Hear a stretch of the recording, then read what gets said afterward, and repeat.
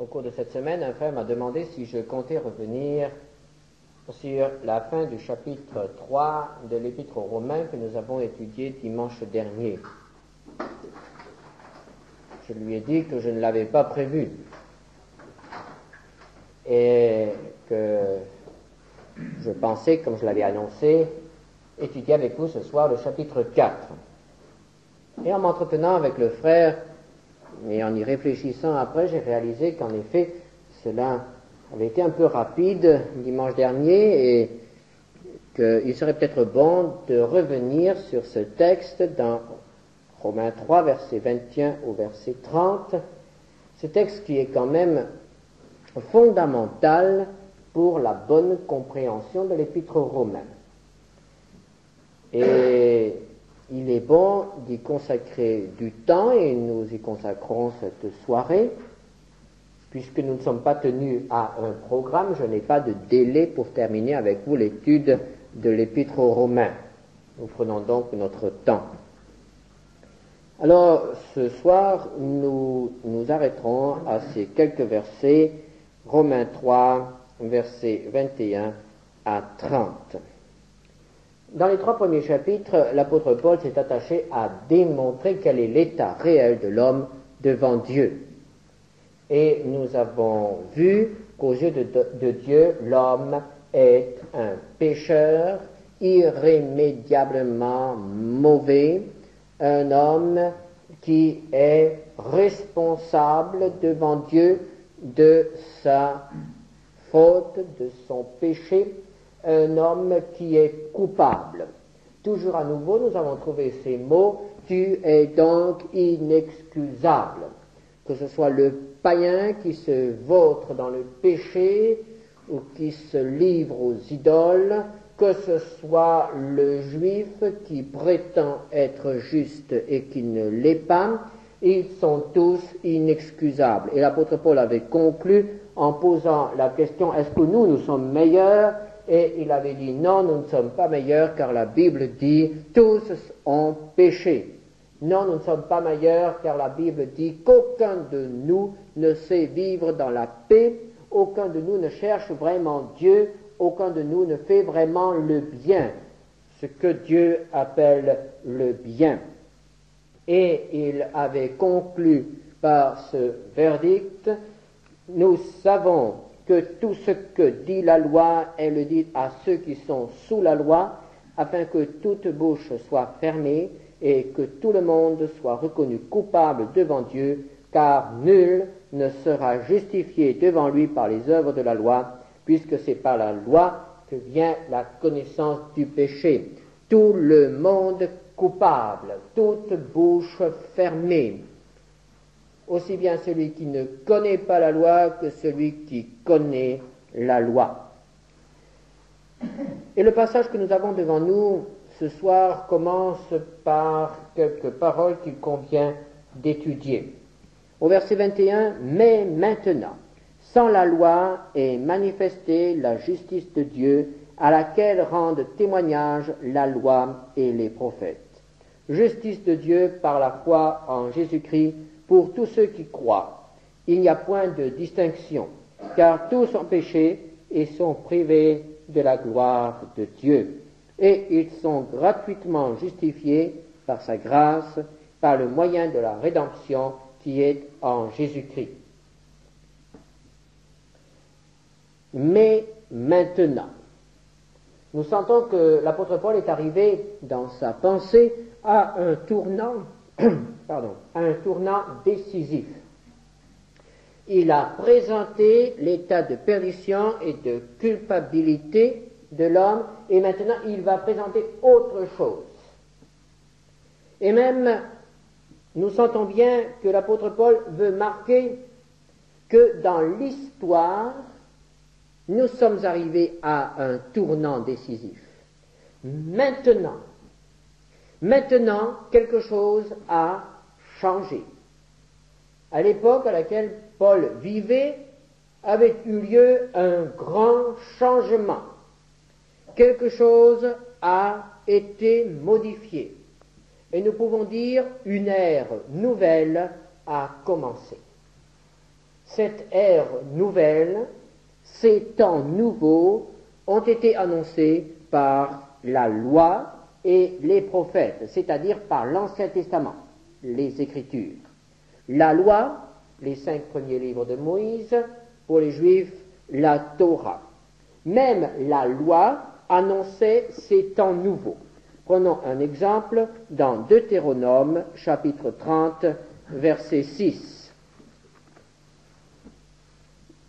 L'Éternel ton Dieu circoncira ton cœur et le cœur de ta postérité, et tu aimeras l'Éternel ton Dieu de tout ton cœur et de toute ton âme, afin que tu vives. Et lorsque nous avons parlé de l'état du Juif qui se reposait sur la circoncision pour affirmer qu'il était agréable à Dieu, nous nous souvenons que l'apôtre Paul lui avait dit « Le rite, les cérémonies, les pratiques religieuses ne sont absolument d'aucune valeur si elles ne correspondent pas à un état du cœur. » Dieu ne regarde pas à l'extérieur, mais il regarde au cœur. La circoncision de la chair a une valeur, nous l'avons vu, mais elle ne peut pas sauver. Ce que Dieu veut, c'est la circoncision du cœur, c'est-à-dire que notre cœur soit transformé. Donc Moïse annonçait déjà aux Hébreux qu'un jour Dieu allait non seulement leur donner cette circoncision de la chair, mais encore leur donner la circoncision du cœur. Et que ce jour-là, ils pourront servir le Seigneur comme il veut être servi. Moïse annonçait donc déjà cette ère nouvelle où les Hébreux allaient servir Dieu avec leur cœur et où ils ne se contenteraient plus d'un culte extérieur, de cérémonies brillantes peut-être, mais qui n'ont pas une grande valeur pour la vie spirituelle. Les prophètes aussi ont annoncé cette ère nouvelle, et je prendrai un texte bien connu dans le prophète Jérémie. Jérémie au chapitre 31, nous avons là l'annonce d'une nouvelle alliance, d'un temps nouveau. Jérémie 31, verset 33, le Seigneur fait dire à son prophète, « Mais voici l'alliance que je ferai avec la maison d'Israël. Après ces jours-là, dit l'Éternel, je mettrai ma loi au-dedans d'eux, je l'écrirai dans leur cœur, et je serai leur Dieu, et ils seront mon peuple. » À nouveau, nous retrouvons cette affirmation, le cœur. Cette fois-ci, la loi ne sera plus seulement présentée à Israël sur des tables de pierre, mais elle sera écrite dans leur cœur.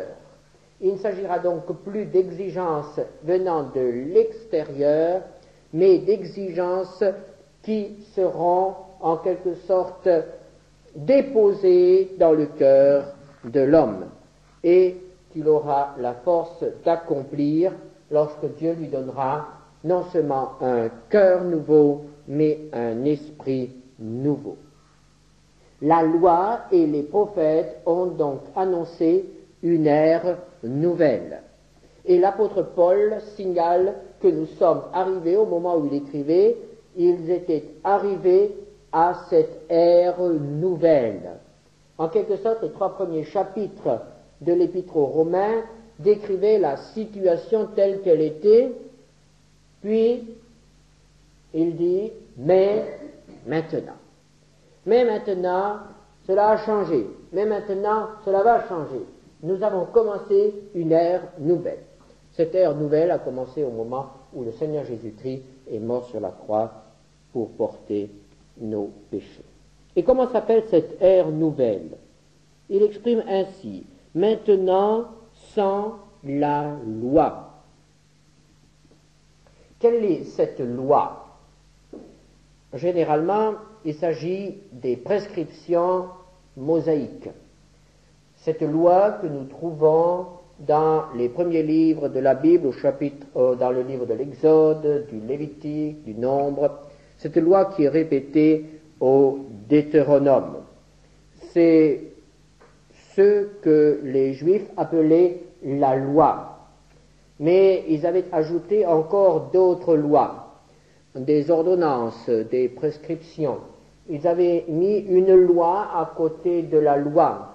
Et cette loi qu'ils avaient fabriquée eux-mêmes pour expliquer la loi, pour aider à l'accomplir, était devenue un joug beaucoup plus pesant que la loi de Moïse.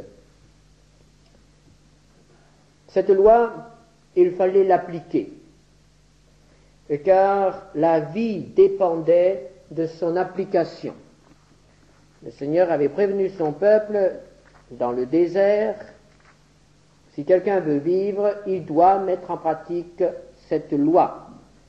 Lévitique 18, verset 5, « Vous observerez mes lois et mes ordonnances, l'homme qui les mettra en pratique vivra par elles, je suis l'Éternel. » La loi que Dieu a donnée à son peuple au Sinaï était une bonne loi. Nous avons eu l'occasion d'en parler lorsque nous avons étudié ensemble l'Épître aux Galates. La loi de Dieu est bonne, tout ce qui vient de Dieu est bon. Mais le peuple qui a reçu cette loi n'était pas bon. D'ailleurs, aucun peuple n'était bon. Et encore aujourd'hui, nous ne sommes pas bons par nature. Et cette loi que Dieu a donnée n'a fait que manifester le cœur mauvais de l'homme et notre incapacité naturelle d'accomplir en toutes choses la volonté de Dieu. Or, pour être agréable à Dieu, il faut lui obéir. Il faut lui obéir en toutes choses. Nous sommes incapables d'être agréables à Dieu en accomplissant tout ce qu'il dit dans sa parole.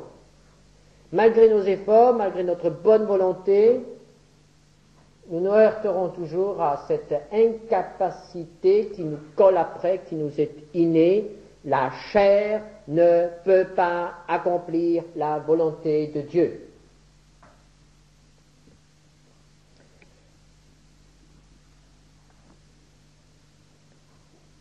Donc, quel sera le résultat?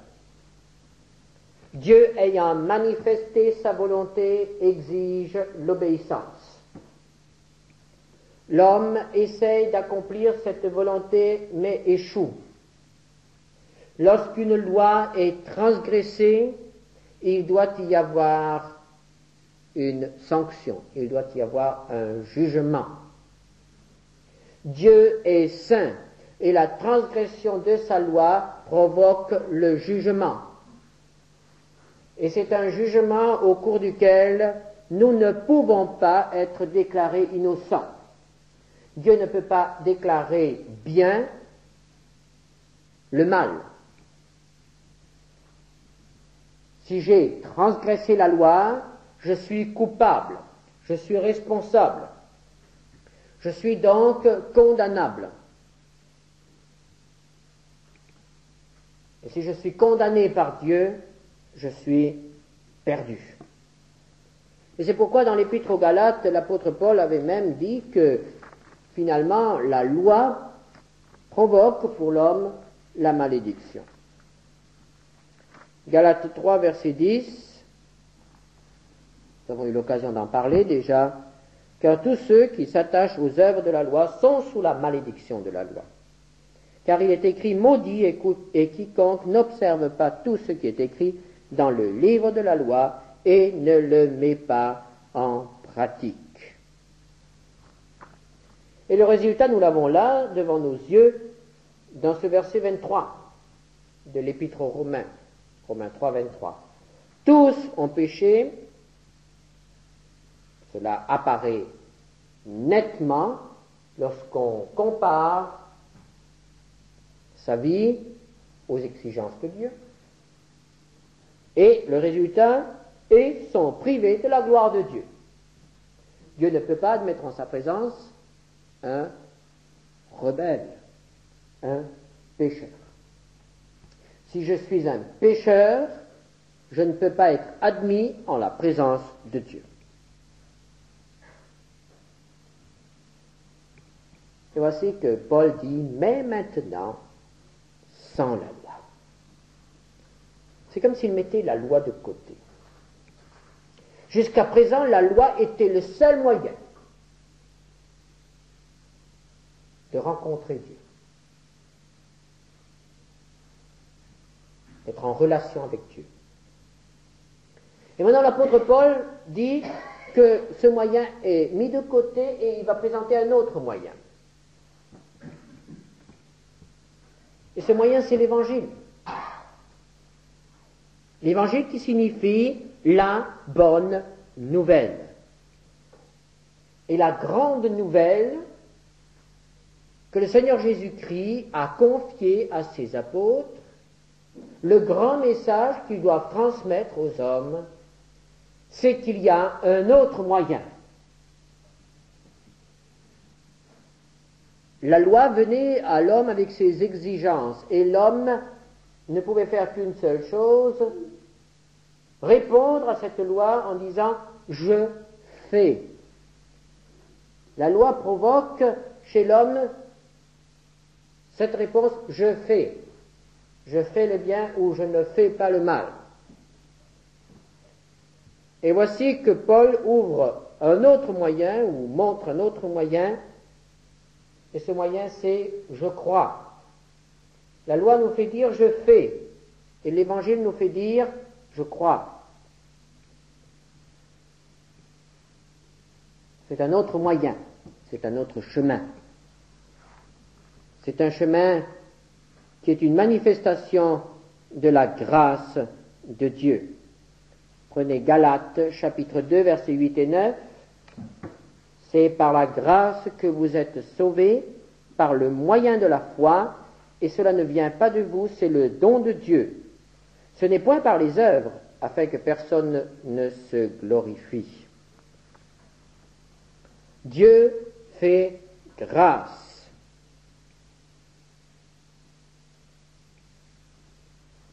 Et une grâce est gratuite. Nous n'avons rien à payer pour faire grâce, pour obtenir grâce. Et l'apôtre Paul nous dit que ce nouveau chemin s'appelle Jésus-Christ. La rédemption en Jésus-Christ, au verset 24. Et Jésus, lorsqu'il était sur terre, a dit à ses disciples, « Je suis le chemin. Je suis le moyen d'accès nouveau jusqu'à la présence du Père. » Lorsqu'un pécheur veut rencontrer Dieu, il peut passer par moi. Et il a même précisé qu'il faut passer par lui. Car il a ajouté, « Nul ne vient au Père que par moi. » Jésus savait très bien que nul ne pouvait venir au Père par la loi. Un autre moyen. Verset 25, c'est lui que Dieu a destiné par son sang à être pour ceux qui croiraient victime propitiatoire, afin de montrer sa justice parce qu'il avait laissé impunis les péchés commis auparavant, au temps de sa patience, afin, dis-je, de montrer sa justice dans le temps présent, de manière à être juste, tout en justifiant celui qui a la foi en Jésus. Retenons tout d'abord cette appellation du passé.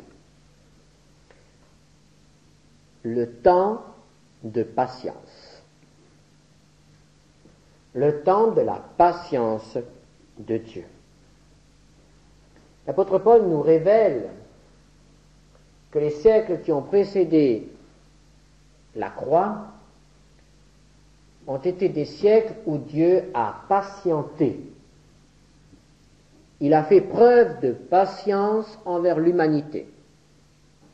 Il a fait preuve de patience envers ces païens qui s'enfonçaient de plus en plus dans les ténèbres de l'idolâtrie et dans la dégradation du péché et de la corruption. Il aurait pu les détruire, mais il a fait preuve de patience. Il a fait preuve de patience aussi en supportant les inconséquences des Juifs. Quelle patience Dieu a dû manifester envers son peuple, ce peuple qu'il a séparé des autres, ce peuple auprès duquel il a placé des serviteurs remplis du Saint-Esprit, ce peuple auquel il s'est révélé en donnant sa parole, et ce peuple qui s'est obstiné à retourner toujours aux idoles ou à servir Dieu à sa manière.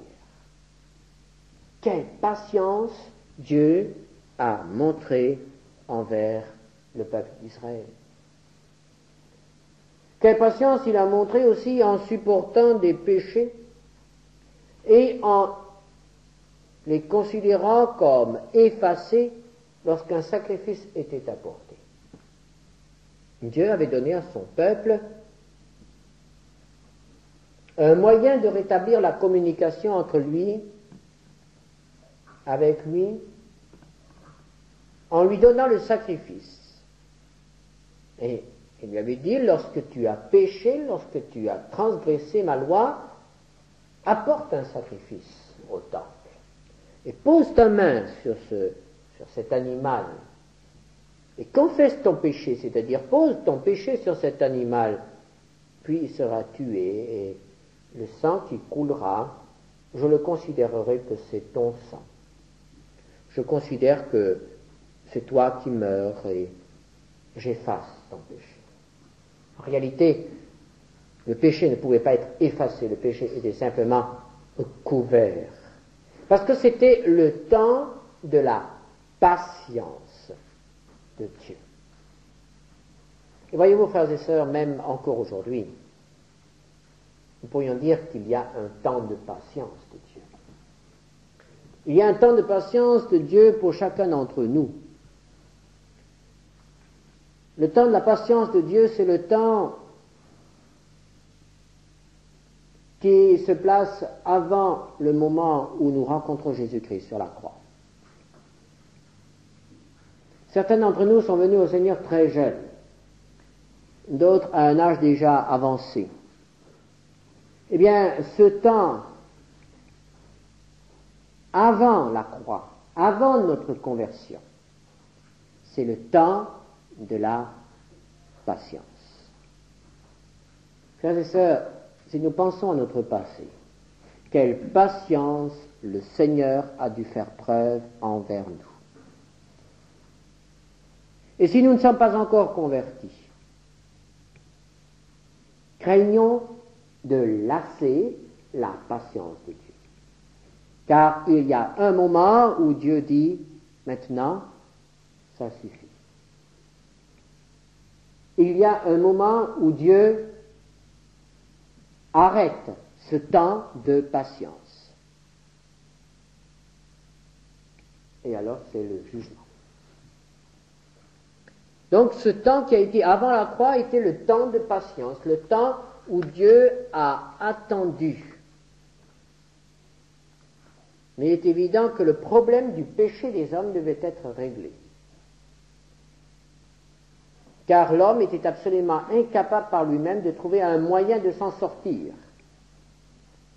Et l'homme était aussi incapable de trouver en lui-même la force de s'améliorer et d'arriver peu à peu à une vie en harmonie avec la volonté de Dieu. Donc il a fallu que Dieu fasse quelque chose. Et ce quelque chose était déjà annoncé dans les sacrifices. Il y avait une possibilité de pardon en apportant un sacrifice.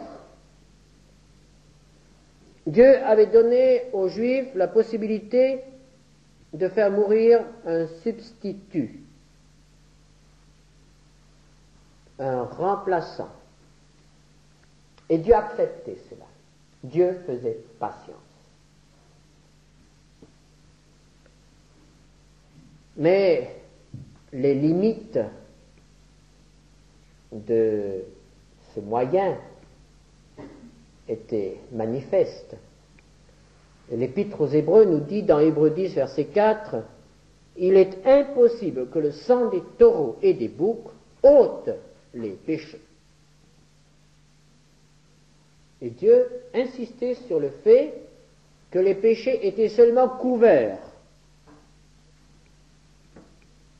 Le lieu que l'on appelait le propitiatoire, là où l'on déposait le sang des victimes, et ce mot même de propitiatoire signifie couvrir. C'était le lieu où l'on couvrait les péchés. Mais les péchés ne sont pas ôtés, ne sont pas effacés lorsqu'ils sont simplement couverts. Et il fallait trouver un moyen pour que le problème du péché soit réglé, pour que les péchés soient ôtés. Et ce moyen, Dieu l'a trouvé dans le sacrifice de son Fils. Dans le même chapitre 10 de l'Épître aux Hébreux, au verset 9, nous avons cette parole du Fils qui dit au Père, « Voici, je viens.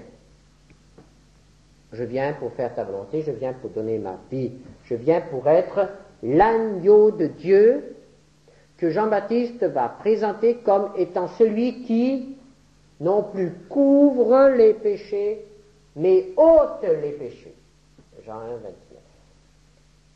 L'agneau de Dieu qui ôte les péchés du monde. La rédemption acquise par Jésus-Christ donne toute sa valeur à tous les sacrifices qui ont été accomplis depuis le temps d'Abel jusqu'au moment de la croix. Tous ceux qui ont apporté un sacrifice et qui ont cru en la promesse de Dieu ont eu le pardon de leurs péchés parce que le Fils de Dieu était prêt à venir pour donner à ces sacrifices une pleine valeur. Si le Fils de Dieu n'était pas mort sur la croix, tous les sacrifices de l'ancienne alliance n'auraient eu aucun effet. Donc, le Fils de Dieu est venu, il a pris sur lui notre péché, il a subi à notre place la punition que nous méritions, et il est mort à notre place. Et son sang efface toute trace de péché et de rébellion. Son sang efface toute trace de culpabilité. Nous sommes purifiés. La rédemption en Jésus-Christ. Le Fils de Dieu a acquis une rédemption parfaite en mourant pour nos péchés sur la croix. Et c'est ainsi que Dieu peut maintenant accueillir un pécheur. Car ce texte insiste sur le fait que Dieu doit montrer sa justice, car il est juste, au verset 26. Il n'y a point d'iniquité en lui. Sa nature même le contraint à appeler péché ce qui est péché. Sa nature même le contraint à juger, à condamner le pécheur. Il ne peut pas admettre le péché en sa présence, car aussitôt il deviendrait complice du péché. À ce moment-là, il ne serait plus Dieu.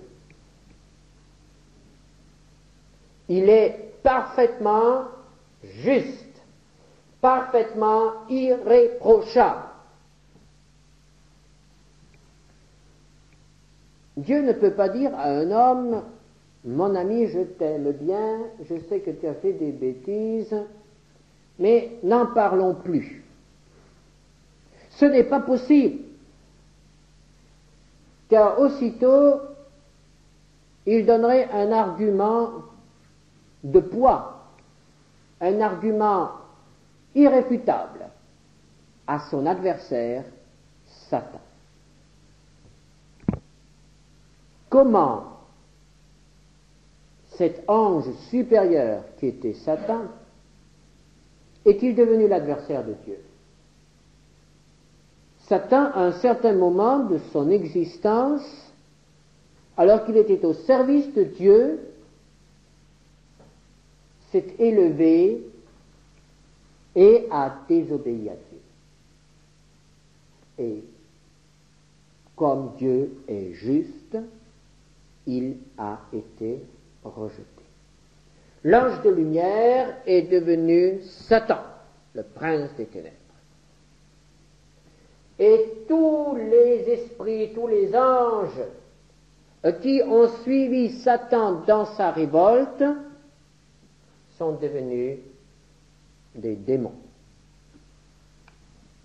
ont été rejetés. Si Dieu accepte la révolte de l'homme, Satan dira, accepte aussi ma révolte. Tu es injuste envers moi. Tu as 2 poids et 2 mesures. Dieu ne peut pas accepter la moindre révolte dans l'univers qu'il a créé. Toute révolte doit être châtiée. La justice même de Dieu le réclame. La loi de Dieu exige que le pécheur soit châtié.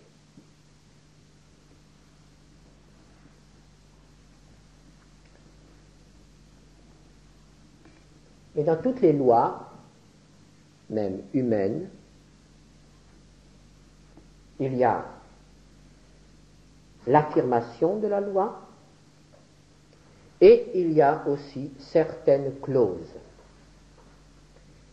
Et dans la loi française, nous avons un moyen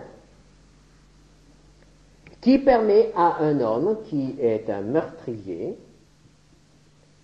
et qui a été condamné justement par le tribunal en application de la loi. Il a été reconnu coupable d'homicide volontaire et prémédité.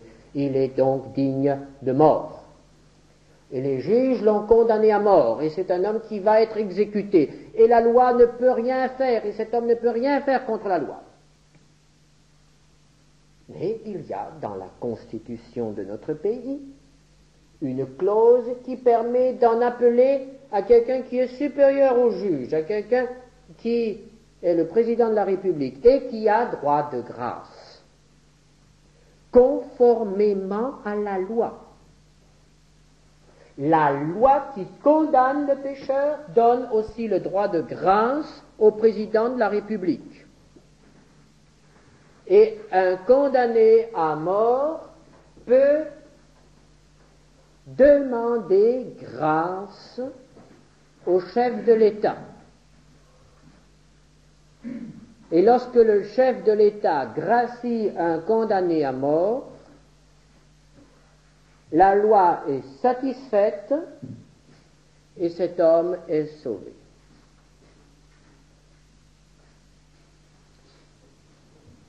Il n'y a pas au-dessus de Dieu quelqu'un qui puisse gracier. Mais Dieu lui-même a inséré une clause de grâce dans sa loi. Et voici cette clause.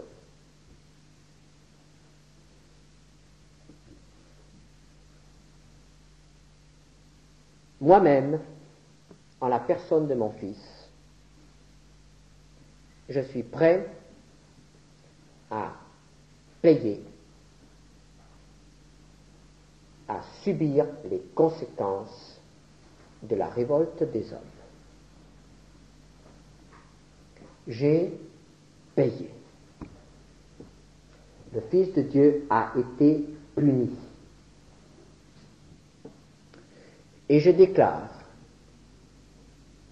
que celui qui, ouvertement et définitivement, se soumet à Jésus-Christ est gracieux. Voilà la clause de grâce. Tous sont condamnés à mort. Mais il y a une possibilité de grâce. Et cette grâce est accordée à celui qui fait appel à Jésus-Christ. Invoque-moi, invoque le nom du Seigneur et tu seras sauvé. Voilà la grâce. La clause de grâce que notre Dieu a déposée dans sa parole. Voilà l'Évangile. Et nous comprenons que l'apôtre Paul était bouleversé de pouvoir apporter un tel message aux hommes. Quelle joie pour un homme d'aller dans la cellule d'un condamné à mort et de lui dire « Tu es gracieux. Tu mérites la mort, mais tu es gracieux. » Quelle joie pour Paul de dire aux hommes « Vous qui êtes tous condamnés à mort, vous qui êtes tous des rebelles, vous êtes gracieux si vous remplissez la condition que Dieu a déposée dans sa loi. » Et tous ceux qui font appel à Jésus-Christ obtiennent grâce. Et Satan ne peut rien dire, car Dieu est juste lorsqu'il fait grâce. La loi est satisfaite et les adversaires sont confondus, car il a le pouvoir, il a le droit de faire grâce, puisque le péché de l'homme a été porté, puisque le châtiment de l'homme que l'homme méritait, a été supporté par Jésus-Christ. Que demande donc Dieu à l'homme pour lui accorder grâce? Que l'homme fasse confiance à Jésus-Christ. Autrement dit, que l'homme ait la foi en Jésus-Christ. Le chemin nouveau, c'est Jésus-Christ. Le moyen d'aller ce chemin, c'est la foi. Chapitre 3, verset 27. Où donc est le sujet de se glorifier? Il est exclu. Par quelle loi? Par la loi des œuvres? Non, mais par la loi de la foi. Car nous pensons que l'homme est justifié par la foi sans les œuvres de la loi. Ou bien Dieu est-il seulement le Dieu des Juifs? Ne l'est-il pas aussi des païens? Oui, il est aussi des païens. Et puisqu'il y a un seul Dieu qui justifiera par la foi les circoncis et par la foi les incirconcis.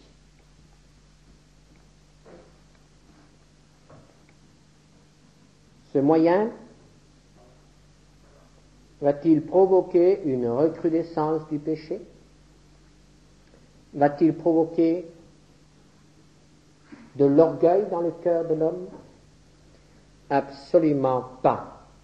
Au verset 27, le moyen que Dieu a choisi pour le salut des hommes n'élève pas l'homme, ne lui donne pas l'occasion de se vanter. Si le salut dépendait des bonnes œuvres que nous faisons, des bonnes actions, du bien, alors nous serions tous des orgueilleux lorsque nous déclarons que nous savons que nous sommes sauvés. Lorsque nous allons vers quelqu'un pour lui dire « je sais que je suis sauvé », cette personne, si notre salut dépendait de notre vie, de nos bonnes œuvres, nous dirait « eh bien, tu n'as pas une opinion, une petite opinion de ta valeur, de tes qualités. » Et lequel d'entre nous oserait dire qu'il a fait assez de bien pour être sauvé?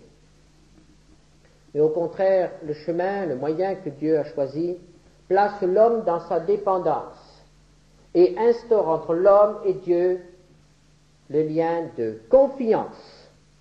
Sans la confiance, il ne peut pas y avoir de relation entre Dieu et l'homme. C'est aussi le seul moyen pour arriver à l'assurance du salut. Si mon salut dépendait de mes efforts personnels, à quel moment pourrais-je dire que j'ai fait assez d'efforts, que j'ai fait assez de bien pour mériter le ciel? À quel moment pourrais-je dire maintenant, Seigneur, ça y est, je suis sûr de ne plus faire une grosse bêtise, une désobéissance qui provoquera ta colère. Jusqu'à notre lit de mort, nous ne pouvons pas savoir si nous sommes sauvés ou non, car Dieu est à ce moment-là le juge et le seul qui est capable d'évaluer si nous avons fait le bien ou si nous avons fait le mal, si nous avons fait suffisamment de bien ou pas trop de mal. Non, sur le chemin des œuvres, sur le chemin des efforts personnels, il n'y a aucun moyen d'obtenir l'assurance du salut. Et c'est pourquoi l'enseignement de l'Église catholique, par exemple, l'enseignement de nombreuses sectes qui font reposer le salut sur les efforts de l'homme, frustre l'homme de la seule possibilité d'être sûr de son salut. Pratiquement quelqu'un qui suit à la lettre cet enseignement ne peut pas être certain de son salut. Ce n'est pas possible. Or, Dieu veut que nous soyons certains de notre salut. Et nous sommes certains de notre salut à partir du moment où nous avons fait le pacte avec le Seigneur Jésus-Christ, où nous lui avons fait confiance. Ce moyen est aussi accessible à tous. Il est accessible aux jeunes comme aux aînés. Le salut par les œuvres n'est pas accessible aux jeunes. Ils ne sont pas au bout de la carrière. Le salut par la foi est accessible aux sages comme aux ignorants. Si le salut dépendait de ce que nous comprenons intellectuellement, il ne serait réservé qu'à ceux qui ont un quotient intellectuel suffisant. Et la parole de Dieu nous dit que Dieu se révèle même aux ignorants et aux insensés. Un insensé peut être sauvé. Et nous en bénissons Dieu. Et peut-être il est réservé, ce moyen est accessible aux grands et aux petits, aux riches et aux pauvres, par la foi. Lorsque Luther a réalisé toute la portée de ce verset, il a immédiatement renoncé à ces terribles exercices spirituels qu'il s'imposait. Luther était un homme qui se fouettait. Luther était un homme qui s'imposait des jeûnes. Luther est un homme qui est allé en pèlerinage à Rome, qui a gravi les escaliers, les marches de l'escalier saint à genoux. Et là, en montant ces escaliers et en accomplissant tout ce qui est demandé pour gravir chaque marche, j'ai eu l'occasion de voir ça à Rome, il y a tout un processus, il y a tout un exercice. C'est en gravissant cet escalier, paraît-il, que soudain il a été saisi par cette affirmation de l'Épître aux Romains, le juste vivra par la foi. Et il n'est pas allé jusqu'au bout de l'escalier, il est redescendu. Et la réformation a commencé. Il a réalisé que tous nos efforts étaient absolument insuffisants pour être sauvés. Et que Dieu avait donné un autre moyen, avait donné le moyen, la foi en Jésus-Christ. Ce moyen, c'est le fruit de l'amour de Dieu. Et c'est pourquoi l'apôtre Paul dit, mais maintenant, les temps ont changé, une ère nouvelle commence, l'accès jusqu'à la présence de Dieu est ouvert à qui que ce soit, quel que soit notre passé, quelle que soit notre intelligence, quelle que soit notre race, quel que soit notre âge, quel que soit notre niveau social, quels que soient nos péchés du passé, l'accès jusqu'à la présence de Dieu est ouvert à celui qui fait confiance à Jésus-Christ. C'est le nouveau chemin. Est-ce que nous nous sommes tous engagés? Est-ce que nous sommes tous certains de notre salut ce soir, ou sommes-nous encore en train de faire toutes sortes d'efforts pour mériter ce salut? Nous voulons prier ensemble et je demanderai à notre frère M. Adams de bien vouloir prier avec nous.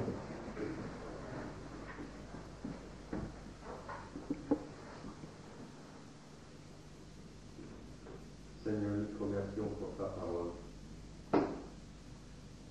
et pour ton esprit qui claire cette parole pour notre profit. Nous te louons, Seigneur, de ce que le salut qui nous a été offert ne dépend pas de nous, de nos œuvres, ni de nos mérites, ni de notre valeur personnelle. Mais Seigneur, tout cela dépend de Jésus-Christ, ton Fils, qui s'est donné pour nous. Merci Seigneur pour la grâce, pour l'amour qui nous a été manifesté en Christ. Merci pour l'action de ton esprit dans notre cœur. Merci Seigneur de nous avoir donné la certitude